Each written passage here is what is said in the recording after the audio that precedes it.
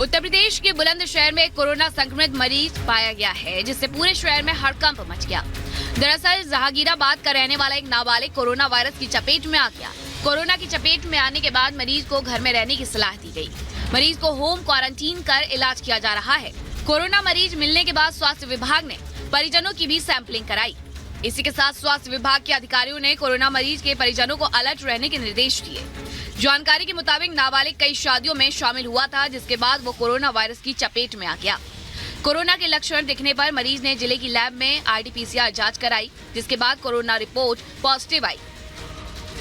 परिवार के सभी सदस्यों की भी जांच कराई गई, लेकिन सभी सदस्यों की रिपोर्ट निगेटिव आई है।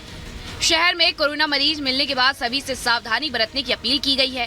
साथ ही कोरोना के लक्षण दिखने पर जांच कराने के निर्देश दिए गए हैं। Bureau report, Republic Bharat.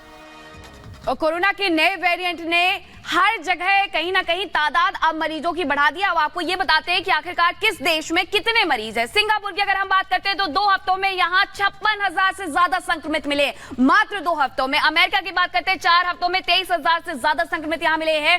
वहीं हमारे देश की भारत की बात करते हैं 13 दिन में 21 मरीज संक्रमित पाए गए हैं JN.1 के। दुनिया में अब तक 15 से 30% मरीज इसके मिले हैं। चीन में भी कहीं ना कहीं यही लहर एक बार फिर से देखने को मिल रही है और यही आंकड़े हैं कि किस तरीके से अब ये धीरे धीरे पैर पसारते जा रहा है। ओमिक्रॉन वेरिएंट का ये फैमिली मेंबर बताया जा रहा है और अब इसके बारे में भी जो लक्षण है वही आम लक्षण है जो कोरोना के हुआ करते थे, लेकिन इसने कहीं ना कहीं अपने पैर पसार दिए। देखिए 2 हफ्ते में कितने ज्यादा यहाँ पर जो आंकड़े हैं वो निकल करके सामने आए हैं। 56,000 से ज्यादा संक्रमित मिले हैं, तो भारत में भी 21 संक्रमित मिले हैं। और इसी के साथ एक और बड़ी खबर आपको बताते हैं। कोरोना को लेकर के यूपी सरकार सतर्क है, आपको बता दें, क्योंकि बुलंदशहर में भी एक मामला सामने आ चुका है और यहाँ ये कहा गया कि हमारी नजर है। डेप्यूटी CM जो कि स्वास्थ्य मंत्री भी है, उन्होंने कहा कि घबराने की कोई जरूरत नहीं है। ये ब्रजेश पाठक की तरफ से कहा गया है। उनका कहना है कि घबराने की कोई आवश्यकता नहीं है, हमारी नजर इस पर बनी हुई है। हालांकि सतर्क रहना इससे बेहद आवश्यक है। जिस तरीके से ये अलग अलग देशों में संख्या इनकी बढ़ते जा रही है, उसके बाद कहा यह जा रहा है कि सतर्क रहिए, सुरक्षित रहिए।